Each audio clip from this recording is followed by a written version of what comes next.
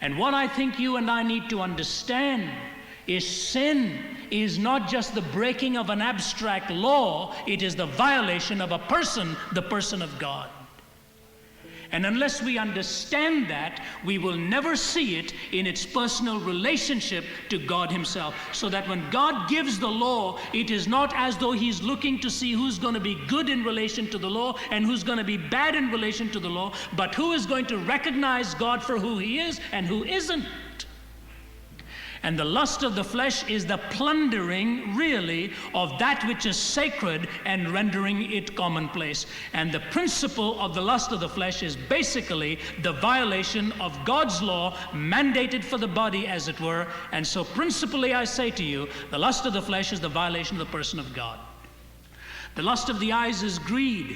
It basically takes that which is material and defines it as essentially spiritual. I was having breakfast with a fine businessman this morning, and I remember what he was saying as a brand new Christian. I found it very intriguing the way he said it. He said, I've lived with guilt for a lot of time because somehow we are made to feel guilty because we make money.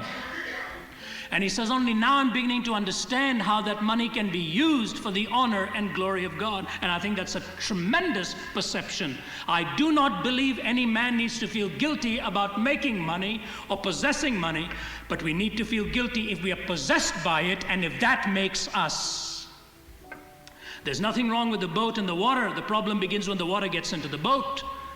It was all right so long as Lot's wife lived in Sodom. The problem began when Sodom began to live in her.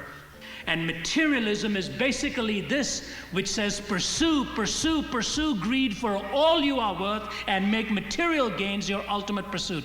Before I became a preacher, I was the banqueting manager of a hotel in the city of Toronto.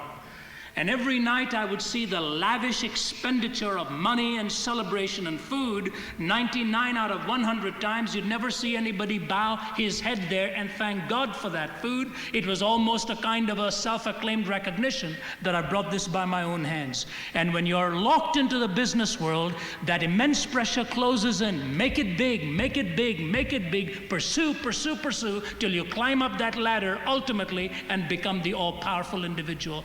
God says that it is easier for a camel to go through the eye of a needle for a rich man, not because the man is a possessor of riches, but because in many instances it is hard to possess them and not be possessed by it.